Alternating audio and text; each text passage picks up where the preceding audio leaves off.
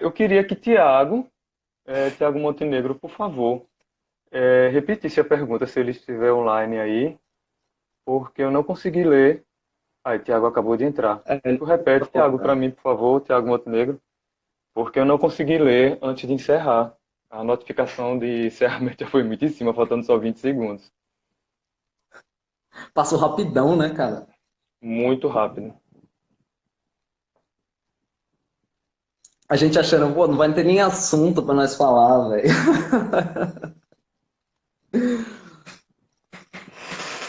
Letícia, aí, Letícia. Cara, eu apertei o botão aqui, velho, e as coisas ficaram tudo na minha frente. Eu queria tirar. Como é que faz? Não Aqui, sei, ó. mas eu não vou mexer. É, ó, apareceu uma já, Varley. Ele fala aqui É, qual a a do importância. jornalismo. Cadê? Deixa eu A ler importância direitinho. do jornalismo, cara. A Qual, né? importância do fotojornalismo. Menino, tá aparecendo muito aqui, tá andando. Eu não consegui pegar.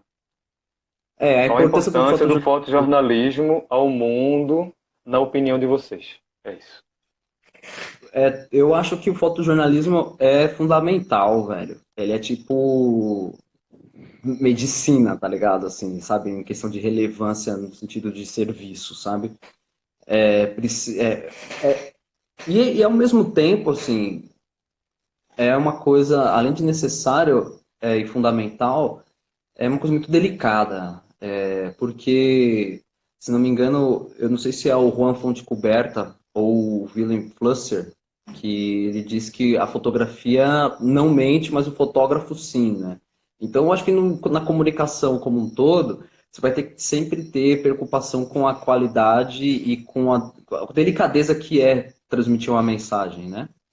E por isso que é tão fundamental, porque sabe, eu acho que eu me informo pelas imagens, entendeu? Não é porque eu sou só fotógrafo, assim, mas eu me informo e tiro muita informação, muita coisa pelas imagens, por ler as imagens. Infelizmente, a gente não tem essa cultura no país, né? De leitura visual, sabe, interpretação de símbolo, essas coisas que a gente deveria aprender na escola, por exemplo. A gente não tem. Mas é fundamental nesse sentido, sim. Serviço fundamental, Eu na minha também, opinião. que ele perguntou para nós dois, né?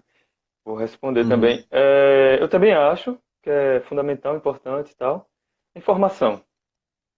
É uma informação, né? E quando essa informação ela entra nesse recorte que ele trouxe para a gente, chamada fotojornalismo, entra no recorte do jornalismo, é uma informação que exige um compromisso. É informação que ela tem um compromisso com uma narrativa clara, com uma narrativa cujo objetivo é trazer uma informação, um tipo de verdade.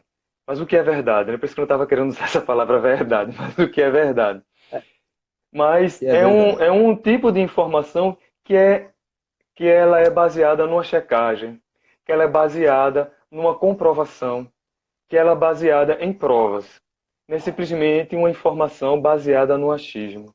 Não é simplesmente uma informação baseada no meu sonho, na minha perspectiva. Não é só isso. Então, quando ela entra nesse nesse espaço chamado jornalismo, nesse espaço chamado fotojornalismo, ela começa a se comprometer com um bocado de requisitos que são importantes para a manutenção, muitas vezes política, a manutenção de um saber, ou a produção de um saber para um país, para um grupo de pessoas, enfim. É, total. E, e hoje é muito. Hoje para mim foi incrível. E foi massa essa pergunta, porque eu me lembrei de uma história agora. Esse cara que está aí hoje, tecnicamente e legalmente comandando o país, ele chama-se Jair Bolsonaro. Ele ontem fez um pronunciamento com uma certa pitada de agregar pessoas, vamos se juntar para lutar contra o coronavírus, mas hoje de manhã, curiosamente, no dia da mentira, 1º de abril, no Twitter dele, ele bota um vídeo de um cara, se eu não me engano, ele é caminhoneiro, que ao fundo, ele está na Ceasa de Belo Horizonte. E aí ele está no galpão da Ceasa, completamente vazio, e diz que isso que isso foi gravado hoje, Vírus, enfim, né? não lembro, mas que isso já é reflexo do desabastecimento provocado pelos bloqueios que os governadores estão fazendo nos seus estados. E era mentira. É mentira, né? Então, O negócio tá assim, funcionando. era mentira. Um repórter da CBN foi lá, fez um vídeo e fez uma reportagem sobre isso. Pegou o celular dele, fez uma reportagem sobre isso e publicou, e estava no Twitter, eu vi no Twitter. Então, assim, quando essa informação, quando esse vídeo ele entra dentro do pacote chamado jornalismo, ele se compromete com muita coisa. E esse comprometimento é que traz uma informação importante, pelo menos para um debate. Entende? Então eu acho que o fotojornalismo ele é fundamental, ele deve existir porque ele é uma fonte de produção de informação. Uma fonte não, é um Total. meio de produção de informação. A fonte é onde ele vai lá buscar, né? Por isso, vamos seguir. Tem aqui, Ah, Tiago Montenegro, ele colocou de volta a pergunta.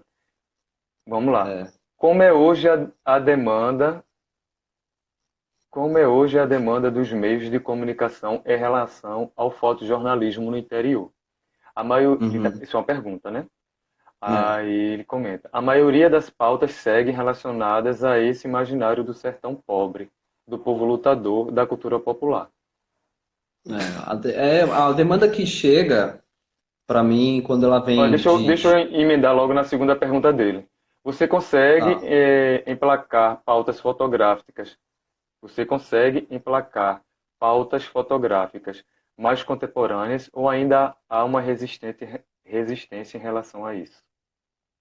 Há uma resistência grande, cara. Tem coisas assim, tem histórias assim que vem desmistificar, né, muita coisa, tal, perfis e histórias sobre o desenvolvimento sustentável que acontece em vários lugares do sertão, o feminismo que cresce no sertão, assim, sabe, tipo, em cada cidade hoje do sertão tem, sabe, um núcleo feminista que atua nas comunidades rurais, sabe, são transformações, assim, que parece que para a grande mídia elas não são suficientes, assim, para, né, para aceitar, enfim, divulgar, mas quando você aparece com um problema de saneamento, um problema de gente passando fome, de não sei o que, esse monte de coisa, você consegue emplacar mais fácil, né? Infelizmente é assim na grande mídia. Hoje, todo o meu trabalho, ele é para veículos independentes, assim. Eu dificilmente eu trabalho para alguém, para um jornal daqui, tipo Diário de Pernambuco, essas coisas assim, não faço nada, assim.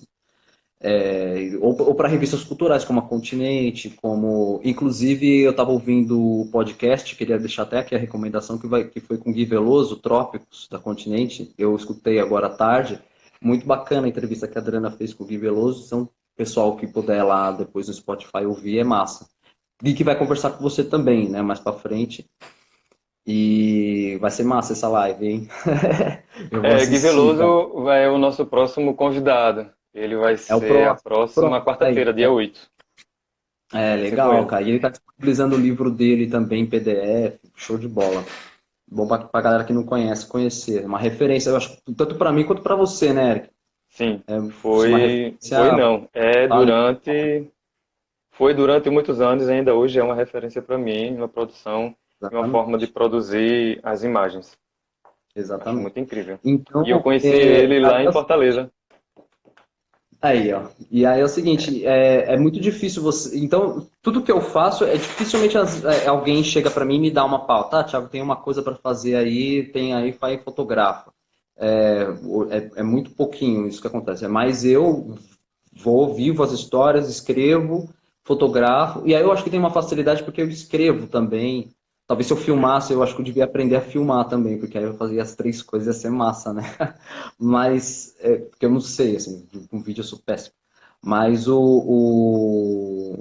escrever é legal também, sabe? Então, a revista Latte, que é uma revista online latino-americana, de jornalistas espalhados por aí, pela América do Sul, a própria Continente, e outros blogs e jornais independentes pequenininhos que eu vou emplacando essas histórias. Infelizmente tem pouco alcance no geral, né? Mas eu acho que é um trabalho. Eu me sinto mais, como é que eu vou dizer, com a consciência mais limpa de que eu estou fazendo um trampo, correndo atrás de coisas assim, dignas, assim, tá ligado? Olha, Pra mim, né? vamos seguir. Bora. Tem um ponto aqui que a gente citou, mas nem conversou. É sobre o software livre, né? Como é que tu Ah, é fazes? verdade. Tu tem uma Há um tempo, intimidade aí com os softwares livres que eu não tenho nenhuma, cara. há um tempo atrás surgiu assim eu comentei com um amigo meu sobre, uma vez ele falou assim, olha, posso usar o Photoshop aí no seu computador? A gente estava fazendo uma pauta juntos. E aí eu falei pra ele, olha, eu não uso Photoshop. Aí o cara tipo, quê? Como assim? Aí eu expliquei pra ele lá, aí ele, pô, você devia falar isso pra galera, como você consegue trabalhar? Enfim, a gente cresce, né, nesse mercado ouvindo falar de que o equipamento que você tem que ter, que é Mac e tal, e você vai editar no Lightroom e depois Photoshop, tá? Então você entrou na fotografia, qualquer relacionado à imagem, você vai ouvir falar disso, né? E tava muito. Eita, o Eric saiu, é? Voltei. Aí, Voltei, não. voltou. Aí tava muito Apertei um assim, sem pitoco errado grana, aqui. cara. Eu tinha um Mac que eu ganhei quando eu era assistente da Renata Castelo Branco, porque eu era assistente de fotografia dela, e ela me deu um Mac que estava parado lá, e eu fiquei mó feliz, que aí eu aprendi, papapá. Mas aí depois esse Mac desatualizou, e você nunca mais vai conseguir atualizar ele, por causa do hardware já era tal, enfim. Aí eu tive que mudar de computador. Aí eu fiquei pensando assim, pô, quando é que eu mudo de computador e não vou ter grana para comprar outro Mac, mano? E o Windows dói, né, cara? É triste, assim, se você não soube, sabe? Aí eu entrei no Linux, cara. Aí comecei a conhecer software livre, open source, os softwares. Você vai sofrer porque você não tem Photoshop, Lightroom para esse sistema operacional. Mas existem opções, cara, que me surpreenderam muito. E há uns 5, 6 anos eu venho utilizando softwares livres para editar o meu trabalho. O meu trabalho, né? O meu trabalho é um trabalho documental que não vai exigir manipulação muito pesada que só o Photoshop vai conseguir entregar e tal. Mas o meu trabalho documental, em que eu posso corrigir cor, fazer as coisas, e até as questões mais avançadas, eu uso o Darktable, que é um software que você pode baixar gratuitamente, que é mantido por uma comunidade de fotógrafos e é de código livre, né, de código aberto. E aí vários amigos, quando ficam sabendo disso, ficam curiosos, assim, falam, pô, como você não usa Lightroom e tal? Não é um padrão do mercado, assim, sabe? Obviamente. Mas se você for trabalhar num estúdio, num lugar, assim, eles vão exigir o conhecimento lá em Lightroom, Photoshop, essas coisas. Mas para editar o meu trabalho, eu só uso software livre. Eu uso desde o sistema operacional aos programas que eu utilizo, até para gravação, editar vídeo, essas coisas. E tem me atendido muito bem há 5 ou 6 anos, assim, sabe? E aí me deram a ideia de começar a ensinar, né? Para tipo, mostrar assim, o que eu uso. Como eu nunca gostei muito de aparecer, né, tal, eu falei assim, fiquei meio assim. Mas eu tô pensando nessa época de quarentena começar umas lives assim também, ou umas videoaulas, disponibilizar pra galera aprender o software, porque é muito difícil quando você muda, né? Você muda de Uhum, um bagulho assim que uhum. você fica perdido. Eu fiquei perdido um tempo, mas essa é uma questão de costume, cara. Em uma semana você já tá de boa, assim, saca? Olha aí, E ficou aí, a dica.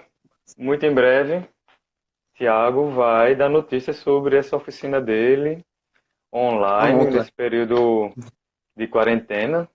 E em breve, assim que a quarentena passar, presencial sobre o uso do software livre no mundo da fotografia, né? Como Que usar é o muito software livre, de que segredo, forma né? a gente utilizar essas plataformas. Massa. É isso aí. Porque tem muito preconceito. A galera, software livre, baixa de graça, deve ser ruim pra caramba, mas e não é. Às vezes é feito por uma galera muito legal, né? E é o caso do Darktable, é feito por uma galera bem especial, assim, tipo, fotógrafos muito fodas que contribuem. Eu também comecei a contribuir há 2 anos atrás. com algumas coisas que eu gostaria no sistema. E me forçou, assim, eu aprender uma coisa, assim, sabe? Aprendi a script, como que funciona. E uma coisa curiosa, eu estava até comentando com um brother nosso, que é o Rafael Alves. Se ele estiver aí ao vivo, aí um abraço para ele. Que é fotógrafo lá de Manaus, a gente estava conversando e eu falei para ele que quando eu fotografava com filme, tinha 3 livros que eu gostava muito, que era do Ansel Adams, que ele destrincha mesmo, assim, sabe, a fotografia desde do mecanismo da câmera às transformações químicas lá no negativo, sabe? São 3 volumes, que é, se não me engano, a câmera, o filme e a cópia, né? O negativo e a cópia.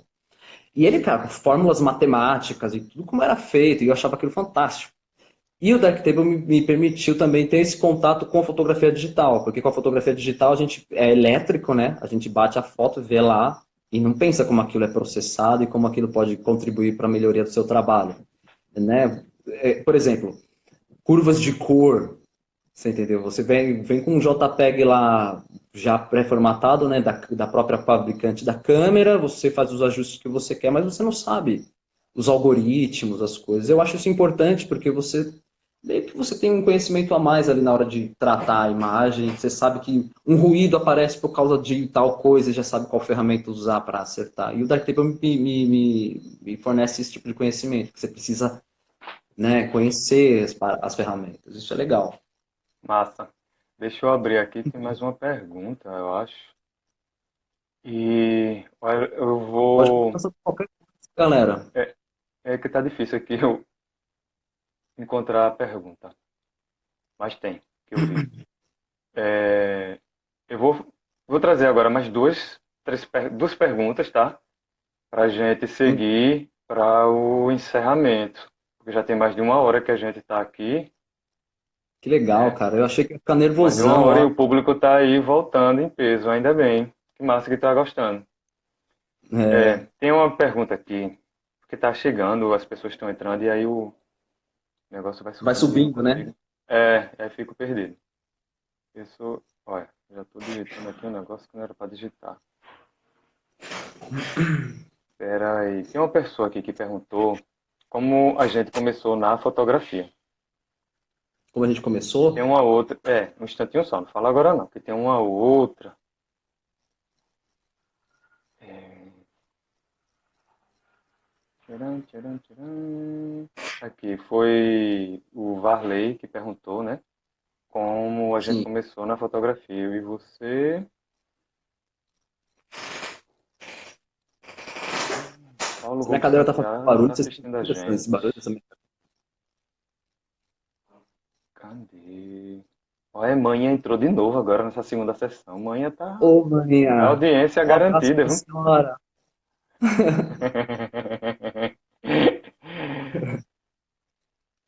Bem, é isso. Vamos ficar com essa, que eu não encontrei as outras. Como a gente começou na Se a pessoa que fotografia. perguntou Começa aí, Thiago. assistindo, se a pessoa que perguntou estiver assistindo, ela pergunta de novo para aparecer aí embaixo, que vai subindo. É, E pelo que eu tô vendo aqui, é difícil mesmo de controlar. Eu comecei na fotografia, tem várias versões, que eu acho, assim, sabe? Porque, por exemplo, eu estava na época trabalhando com design gráfico e estava de saco cheio de ficar procurando imagem no Google, em banco de imagem para fazer as peças e tal. Eu que comecei a querer fazer minhas próprias imagens. um instante. E. Esse pedido apareceu pela segunda vez agora e eu vi. Tem uma Ah, pessoa que deixa eu falar logo. Aqui, Alex Costa Fotografia. Pede para ele falar do filme dele. ah, Seu cabra, eu estava que esquecido curta! disso. Verdade. Vai, Alex, eu vou falar. continua. Deixa eu falar. Eu sou do início. Como começou na fotografia?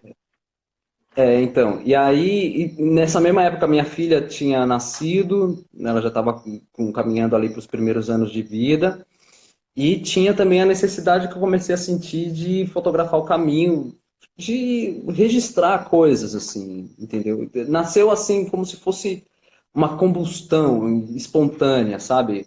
Elementos na minha vida ali fizeram atrito e aí, puf, a faísca saiu fotografia, assim, tá ligado? E aí eu tinha um amigo, tem um amigo muito querido que se estiver vendo aí, eu acho que ele não tá vendo não, porque ele não vê essas coisas, é o Sávio Vaccarelli, ele é luthier e ele arrumava minha guitarra. Eu tocava guitarra na adolescência e eu ainda toco assim um pouquinho, mas eu levava minha guitarra era velha e aí eu levava para ele consertar. E ele é um cara, sabe, é incrível o lugar dele lá, assim, sabe? Um cara vivido pra caramba, tinha fotografado mais novo, trabalhou com grandes diretores de fotografia na época, na década de 70, ele era assistente lá de alguns, cara. Tem um, cara, que não vou lembrar o nome agora, mas depois eu falo para vocês. Mas era um que eu admirava bastante. Ele tinha várias câmeras fotográficas. E aí eu pedi uma um dia, assim. Nunca pedi nada para ele. Eu falei, vou pedir uma câmera. Aí ele me deu uma câmera. E aí, pronto, eu costumo brincar que essa foi a aula de fotografia que eu tive na minha vida, que eu nunca fiz um cursinho assim. Porque aí eu falei para ele, tá, agora que você me deu a câmera, como é que eu uso? Aí ele me explicou assim, olha, isso aqui é a abertura, isso aqui é o obturador e isso aqui é o ISO. Se você souber a relação entre esses três coisas aqui, você vai fazer uma foto boa. E foi assim aí a partir daí eu comecei a pesquisar. Aí para registrar, eu registrei toda a infância da minha filha, ainda registro toda vez que eu tô com ela, tenho, sabe, muito, desde quando ela era pequenininha, tenho coisas em filme, em digital, um monte de coisa. Então nasceu dessa vontade de fotografar mesmo o meu cotidiano e fazer as coisas que eu quero, ver as imagens que eu quero, assim, sabe? E aí comecei assim. Massa. No meu caso, eu comecei com uma. Não. Assim, na verdade, eu sempre gostei de fotografia, né? Sempre achei massa, desde pirraia, desde criança. Sempre gostei de fotografia. É, e comecei a gostar mais ainda quando eu acessava fotografias antigas, que foram pouquíssimas, porque eu venho de uma família que não tinha muito dinheiro, era muito fodida de dinheiro e tal. E aí, as poucas fotografias que a gente tinha, e eu tinha acesso de pessoas que já tinham morrido, até quando eu conseguia acessar isso ali, né? Ficava viajando muito, consegui conhecer algumas pessoas. Na verdade, o mais longe que eu conheço de fotografia, de pessoas fotografadas na minha família, é minha bisa. Algumas Hum, pouquíssimas fotos. Que é a minha bisa que eu conheci, ela, e minha bisa, meu biso materno. biso. É, Voquinha e Keivó Maria. Eu conheci eles e aí eu cheguei a ver fotos deles e aí com a minha avó, que ela ainda está viva, a minha avó materna, que tem essas fotos. São poucas, umas 4 ou 5, eu não lembro exatamente, mas o volume é muito pequeno. E aí eu sempre achei massa ver e acessar isso, né? Que é aquela história da memória. E Uhum. aí, mais na frente, eu fui crescendo e chegou lá em casa, a gente posso ter uma câmera e a Chica, câmera automática. E aí eu comecei a fazer algumas fotos freneticamente, mas com um freio muito pesado, porque eu não tinha dinheiro para revelar, o dinheiro que existia lá em casa era dos meus pais, da minha mãe, do meu pai, e não Uhum. tinha como ficar comprando filme e revelando fotos ao Léo, né? Foto de passarinho, Uhum. foto da árvore, do quintal, enfim, não tinha como. Aí teve um corta, aí teve um momento que eu entrei na faculdade. Entrei na faculdade de Geografia em 98. Eu fiz vestibular em 97. Em 97, no fim de 97 eu fiz o vestibular. Em 98 eu entro na Universidade Federal de Pernambuco para cursar Geografia. E Uhum. lá a gente eu comecei a pensar a fotografia já com um olhar geográfico. Por quê? Ainda muito tímido, mas porque a gente tem muita aula prática. E a nossa aula prática é o campo, é a rua, é o mundo. Então a gente passar a viajar, assim, chegou a viajar 15 dias, passar 15 dias viajando pelo Brasil, pelo Nordeste. Então tem muita coisa do Nordeste, principalmente, que eu conheço graças ao curso de geografia que eu fiz. E Uhum. aí, isso é aula. E é sério, muito sério. Você tem que voltar e tem que apresentar um relatório. Você é avaliado. Então, se você não estiver prestando atenção, não tiver imagens disso bem feitas, você vai tirar uma nota ruim e você vai reprovar. E É. aí conheci um cara chamado Fernando Ferro, bicho, se eu não me engano. Lembro do sobrenome dele que era Ferro. E ele já era adiantado no curso, já era do meio para o fim, e ele fotografava, ele gostava de fotografia. Ele deu um curso de verão na universidade com a máquina analógica manual. Aí foi quando eu tive conhecimento disso sobre velocidade, abertura e o ISO. E aí eu peguei uma câmera emprestada de um primo da minha mãe, que é um Yashica não, uma câmera Zenith, eu tenho ela até hoje, tá aqui guardada, aqui atrás de mim. A minha E aí Yashica. para fazer um trabalho, cadê? Ok. Ah, a Foi minha Yashica é automática, super automática. É? Automático, É, isso aqui é super toda mano. automática, super automática. E aí eu peguei essa câmera Zenith emprestada para fazer um trabalho, um desses relatórios de viagem. Quando eu voltei da viagem, que terminei tudo, tá, que eu fui entregar a ele, ele disse: fica para tu, essa câmera não fotografa boa mesmo, não tira foto boa mesmo, ela é muito ruim. Porque ele não sabia regular, ele não sabia nada da parte manual. E a câmera ela é toda manual. E aí eu fiquei, foi a minha primeira câmera. E aí foi esse período na faculdade. Aí eu termino a Hum, faculdade de geografia, vou tentar ganhar a vida, vou ganhar o mundo e começo a ter um interesse pela fotografia de uma maneira mais profunda, sabe? E aí uhum. teve um momento que eu consegui uma câmera emprestada de um outro amigo, já era uma câmera digital, para fazer um trabalho de um edital, de um. Rapaz, eu lembro demais. Eu não lembro mais. Era a Semana da Fotografia de Recife, se eu não me engano. Eu tenho um panfleto até hoje guardado. Isso foi há mais de Massa. 10 anos. Foi meu primeiro evento que eu participei. E, se eu não me engano, uma das pessoas responsáveis pela organização foi Matheus Sá, fotógrafo daqui de Recife. Olha, Sim. Rogério Alves falando. Comecei Zenith. lá com ela também, a Zenith 11. Enfim. E Eu quis fazer aí, uma. aí foi com esse. Aí eu peguei essa câmera emprestada desse amigo, era uma Sony. Ela tinha umas possibilidades de. Aí, Matheus Sá falando. Matheus traço F11. Foi com ele, exatamente. Foi meu primeiro trabalho que foi apresentado ao público, que era projeção e você podia colocar música. Aí eu peguei essa câmera emprestada desse amigo, uma Sony. Ela tinha, ela não trocava lente, mas ela tinha alguns dispositivos que você poderia controlar digitalmente a abertura e a velocidade. Esse efeito de Uhum. abertura, velocidade e o ISO. E aí eu fiz esse trabalho e de partir daí comecei Foi. a pensar mais a fotografia, né? E aí, É massa. emendando, teve uma pergunta aqui que alguém falou sobre como a gente passou boas lembranças dessa época. Exatamente, a projeção foi lá no Pátio de São Pedro, em Recife. O Pátio de São Pedro era um espaço cultural absurdamente maravilhoso. Está Show. abandonado, uma pena. É, foda, né? É. E não só um espaço cultural, mas um espaço de resistência do povo negro também. Tá ali, ó, Ó, Alex. bem Falar antigo. do. Aí, como é que perdi minha conversa? Sim, uma pessoa aqui perguntou como passou como migrar da parte da fotografia comercial para a autoral. E aí, já emendando nessa pergunta, eu digo, ó, e o Eric? Eric. Não consigo viver só de autoral. Não consigo.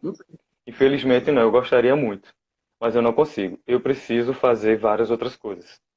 Várias outras coisas. Além, a minha parte autoral, eu termino acumulando várias outras áreas do conhecimento, várias outras áreas profissionais. Por exemplo, eu sou produtor, eu sou articulador, eu sou a pessoa que escreve o projeto, sou a pessoa que lê o edital, que busca o edital, que faz a pesquisa, que vai para a rua fotografar, que faz a edição e que convence as pessoas a querer trabalhar comigo. Escrevo o projeto, tudo e lanço no edital. Não. Sendo aprovado, eu vou lá e começo a aprovar. Converso com as pessoas de novo, se elas topam ainda. Se for não, que é quase sempre ligado a povos tradicionais, eu vou lá e converso de novo com as lideranças. Vocês ainda querem fazer o trabalho? Sim, queremos. A gente faz. Se não quiser, eu vou ter que devolver o dinheiro, infelizmente. É, Mas é isso. pois é, cara. Aí nunca precisei devolver o dinheiro. As relações que eu tenho construído até hoje, elas são relações muito boas e Que muito bom, cara. respeitosas. Eu adoro. Enfim. E aí é isso. E eu É, preciso ainda hoje eu, viver da parte comercial. Faço aniversário é, de criança, comecei a fazer de novo, porque 2018, 2019 não foram 2 anos fáceis para mim. Aniversário de criança, fotografia é, publicitária, para fotografia de objetos. Comecei a dar aula. Esse é um caminho muito massa que eu estou voltando a fazer, porque eu passei um tempo, eu me formei em geografia, passei um tempo dando aula de geografia, parei e agora eu voltei a dar aula mas com fotografia.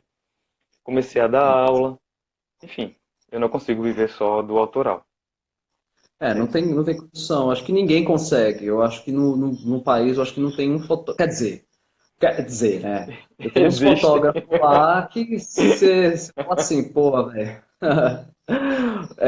Você fica assim, tipo, poxa, velho, É né? porque, peraí, Agora, peraí. Alex e Costa perguntando que é o entrevistado, é porque a pergunta foi para os dois. Por isso que eu estou foi respondendo. Tenha calma. não tem como, acho que não tem nenhum fotógrafo hoje que vive só do documental, assim. Só a nata da estrela Sebastião Salgado pra lá, tá ligado? Então, que é isso, né? Que é isso aí, a arte, é essas coisas aí. É, Enfim, cara, eu também não vivo doutoral, não. A gente vai aparecendo tudo assim. Com o tempo, eu vim encontrando parceiros, amigos, assim, que eu não tenho nenhum problema em trabalhar para eles, assim, sabe? Apareceu algumas coisas que eu não gostei de fazer e que fiz porque tinha que fazer por conta da grana. Apareceu projetos também que eu fui avaliado por gente que sequer sabia que um fotógrafo faz parte do trabalho do fotógrafo editar as próprias fotos, tá ligado? Tanto que aconteceu uma coisa recentemente que eu saí de um projeto porque o responsável pelo projeto não sabia ver uma fotografia, tá ligado? Ver um conjunto de fotografia, ou pensar num projeto de longo prazo como era a proposta, enfim. Você encontra uns perrengues muitos assim, entendeu? Mas o que você tem que procurar, eu acho, e é uma minha busca também, é encontrar parceiros, pessoas que você goste de trabalhar junto, assim, e tentar fortalecer mesmo, vai atrás de deles, entendeu? Manda e-mail, manda mensagem, eu faço isso direto, cara. Às vezes eu vejo um lugar que eu quero, que eu falo, pô, preciso me juntar com esses caras, eu vou lá, mando e-mail, me apresento, saca? E aí vão Ó, surgindo os contatos, daqui a pouco vão surgindo os projetos.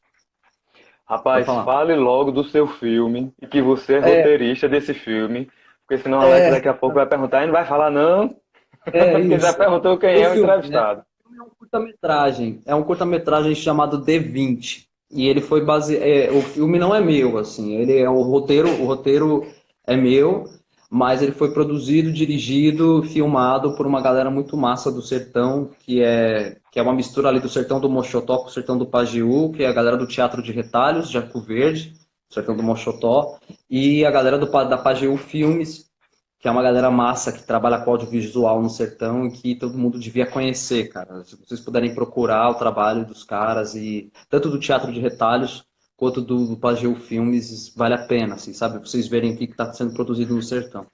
E foi um projeto que foi financiado pelo Focultura, ganhou, né, no edital, e foi filmado todo no sertão, foi filmado em Pesqueira.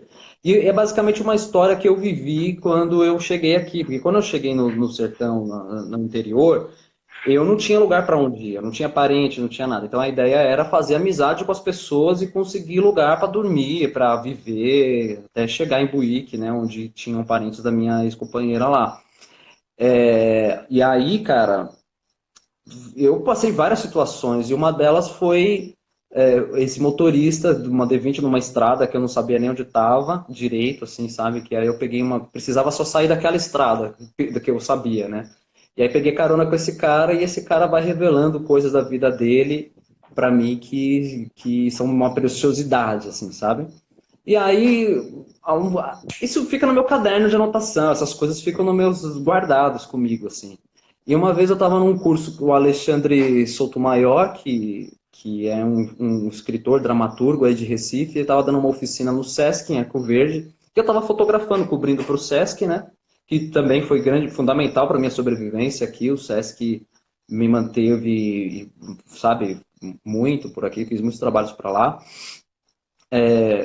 E aí ele falou assim: ah, você escreve aí alguma coisa também? E aí eu escrevi essa historinha, assim, tá ligado? E aí era engraçado porque é uma historinha emocionante, sabe? Que toda vez que eu falo, comento, emociona a galera. E eu lembro que a gente tava lendo, e aí tinha uma galera chorando e tal. Aí ele falou, pô, você precisa transformar isso num curta. E aí passou um ano, dois, a galera do teatro, meus amigos, né? Pô, Thiago, você não escreveu o roteiro, você não botou no roteiro, não sei o que, não sei o que. Passou um ano que eu comi bola, não mandei. Aí no outro ano os caras falaram, ó, você vai ter que fazer, senão nós vamos fazer. E eles pegaram e fizeram, tá ligado? Aí eu escrevi a história, a Carol Corverde organizou, ajudou a organizar o roteiro e tal, e os meninos filmaram. Foi bem legal o processo, acompanhar e ver. E aí a gente ainda a gente tá escrevendo em festival, essas coisas de curta-metragem, né, tal. Eu tô meio por fora de como é que tá a organização dos meninos com relação a isso, mas acho que em breve vai ter um link, alguém vai poder ver, assim, online, enfim, tá? Massa. Também tô louco para Vamos ficar de mostrar pra olho. galera. Então, Ó, eu acho que a gente precisa começar a encerrar, massa. Olha, cara, foi né? massa demais o Eric. A gente já está mais de uma hora, já estamos no na segunda sessão aí para poder contemplar umas perguntas que ficaram penduradas lá na sessão anterior. Que E aí massa, eu que legal. queria que tu divulgasse onde as pessoas podem te encontrar, de que forma. Pronto. O Facebook, o Instagram, Thiago HQ Foto com PH, né? Eu acho que dá para acessar daí, deve dar, né? Não sei. E é isso, Facebook, Thiago Henrique. E bora lá que a gente vai trocando ideia. Eu tô super aberto aí para bater papo com quem Massa. quer, todo mundo, qualquer um, mano, pode Bem, chegar. é isso, gente. Muito obrigado por todos vocês. Obrigado, Tiago, pela Valeu, cara. disposição, que não foi pequena, foi bastante grande, mais de uma hora aí. E É, se velho. dispor a aparecer na internet, né? É minha primeira aparição, assim, também. A minha também, a minha É. também. Eu achei que ia ser mais nervosismo, mas não foi de Mas foi boa. massa, Só, foi bem de boa, né? Foi bem tranquilo, é. É tem uma isso, pergunta e do pode Felipe, falar. mano. Vamos ver o que que ele disse, o Felipe Eita, Mendes. Felipe Mendes, ele tá morando bem longe, né? Tá ali na Tá Chapada num dos lugar Veadeiros. massa, é. Eu vou pra lá, velho. Já falei pra ele. Peraí, que eu não tô conseguindo ler. É, acho que ele Sobe tá se e referindo a mim, que é Ah, aqui, ó. é? Conheci no fervor do movimento Ocupa Estelita. Conheci no fervor do movimento Ocupa Estelita, fui eu. O outro na formalização do coletivo Nação, que eu acho que é você, No Tiago, coletivo que de tinha um ação, é isso coletivo, né, que mesmo. vocês escreviam, publicavam e A tal. gente, a gente devia reviver essa ideia, cara, eu acho. Já fica aí, Felipe, se você estiver vendo, vamos tentar reviver essa ideia. Eu acho que é uma coisa bem necessária, sabe? Porque era um É, fotógrafo de várias partes do país que a gente, pela brodagem mesmo, de um de conhecer o trabalho do outro e admirar o trabalho do outro, a gente começou a criar algumas coisas, mas aí a distância acaba, né? Mas essa é uma coisa que a gente devia reviver agora com um pouco mais de atenção, eu acho. é. E aí ele fala aqui, ele pede aqui, fale uma síntese desses períodos de suas vidas e do valor desses episódios nas trajetórias pessoais. Aí tu já Ah, falou, tem. né, É, desse período do Nação. é E para verdade. mim, o meu período que ele cita aí é o período do Ocupa Estelita, que foi onde a gente se conheceu. Para quem não sabe, o Ocupa Estelita foi um movimento que começou tendo como um recorte a, a democratização menino, deixa eu pensar aqui, uma palavra um modo melhor, né, bonitinho para falar sobre o Ocupa Estelita, que foi não, e ainda é tão importante para a minha formação enquanto fotógrafo, fotojornalista, documental e ser político nessa cidade do meu Recife. Foi um movimento que tinha não, que ainda tem como foco, acho, o recorte principal, a democratização do acesso aos espaços urbanos e o acesso as decisões da cidade em relação ao seu planejamento. E teve como um recorte físico, vamos dizer assim, se isso é possível, chamar dessa forma, uma área chamada Cais José Estelita, que foi leiloada e foi adquirida pelo consórcio Novo Recife para a construção de 12 torres, se eu não me engano, de cerca de 40 andares cada uma. Isso era o projeto original. Mas graças a um movimento antigo, a gente estava até conversando recentemente, tem aí mais de 10 anos, na verdade, esse movimento já, conseguimos dar uma, dar uma estancada nesse processo, judicializando certos pontos que foram identificados pelo movimento como ilegais e que a justiça considerou ilegal, porque tanto que conseguimos algumas vitórias na justiça, mas aí tem muitas instâncias, o consórcio foi recorrendo e que culminou, acho que foi o ano passado, se eu não me engano, foi o ano passado com a demolição total dos armazéns do Cais José Estelita. É um tema muito História. complexo, um tema muito grande, que dá margem para debate muito extenso sobre vários temas, o acesso ao espaço urbano, a democratização às decisões em relação ao espaço urbano, como essas decisões são tomadas, como é que ocorre o fluxo e a dinâmica dessas decisões, que no papel é uma coisa, mas na prática é outra. Como é que Hum. ocorre essa relação entre as construtoras e a força política que está no comando da cidade no momento? Enfim, é um papo muito grande que foi muito importante a convivência e a vivência nesse espaço. Algumas fotos podem ser vistas lá no meu Instagram, enfim, e no banco de imagens do próprio movimento que está lá no Flick. Eu acho massa É essa isso. história. É isso, cara. Olha, valeu demais pelo Bem, convite. brigadão. Felipe, um Felipe, meu abraço pra filho, você, eu tô viu, velho? ligado nas suas fotos, eu continuo lhe acompanhando mesmo estando distante Longinho. fisicamente, eu continuo lhe acompanhando, viu, seu cabra? Arrase É, aí eu por onde também. você anda. Essas fotos borradas aí, só faz foto à É, noite. mas esse cara Mas, participou da então, brigada de combate ao incêndio, dos incêndios recentes que ocorreram lá. cara, esse cara aí foi lá Tô apagar, mano, ligado, incêndio. É isso tô aí, Felipão. ligadíssimo. Eu vou pra ir ver Bem, é aí isso, o teu, gente. teu... Vamos É isso. encerrar. Vocês Valeu, podem me galera, por ter encontrar acompanhado, viu? por esse Instagram aí, que é Eric Gomes Foto. Podem me encontrar pelo site Eric Gomes, pelo site ericgomes.com.br, Facebook também, no Twitter também estou por lá. E eu comecei a formular uma possibilidade, já está lá aberto, um canal como é o nome daqui? No Telegram. Live às 20. Hum, Você bota lá, Live às 20. Eu abri esse canal para as pessoas que quiserem receber a divulgação do Live às 20, da programação dessa série de lives que a gente vai fazer. E lá a gente poder bater um papo sobre fotografia. Enfim, a show de gente bola. eu ir alimentando lá com algum material e outras coisas interessantes.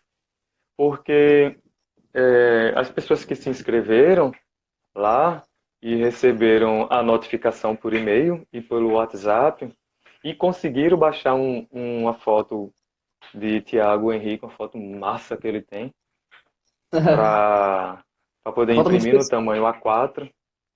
É. E aí eu percebi que ficou difícil entrar em contato com todas as pessoas pelo WhatsApp conforme eu havia prometido, dando um alerta. Então eu acho que, porque o WhatsApp ele tem um limite de quantidade de pessoas e um canal no Telegram, ele, assim, o limite é bem maior, assim, 5.000, seis Ah, mil não pessoas, é uma sabia. coisa Ó, bem tem bastante. gigante, sabe? Então a gente tem uma É, folga ali para trabalhar tranquilo. Então procura por lá, Live às 20, lá no Telegram. Telegram. Tem que instalar, né? Gente, Tem que baixar e instalar essa parada, né? baixa o Telegram e bota lá na busca, Live às 20 que aparece o canal. Vai Show aparecer de bola. esse rostinho aqui. Vou acessá-lo. Dia 8 a gente tem essa mesma live nesse mesmo canal, nesse mesmo horário, às 20, com Gui Veloso. É, Caramba, cara, não se percam. inscrevam lá para poder baixar o fotolivro dele, o livro mais recente, que é Penitentes, no formato PDF, que ele vai disponibilizar para a gente. É um livro que vale a pena, viu? Não é fazendo merchan pro cara, não, mas olha, 20 anos de trabalho com aquilo ali, cara. É muita coisa. Isso aí. Muito... Um E a abraço. Roselina Cagal que editou o livro, né? Eu não Se não, sei. Eu não se não sei. me... De fato, eu não sei. ela, Tem que ver. ela manda muito. É gênio. É. É Um isso aí, abraço, valeu, gente. galera. Até mais. Obrigadão para todo mundo e em especial Tiago que topou essa parada com a gente. Tchau. Valeu, é nóis. Tchau, tchau.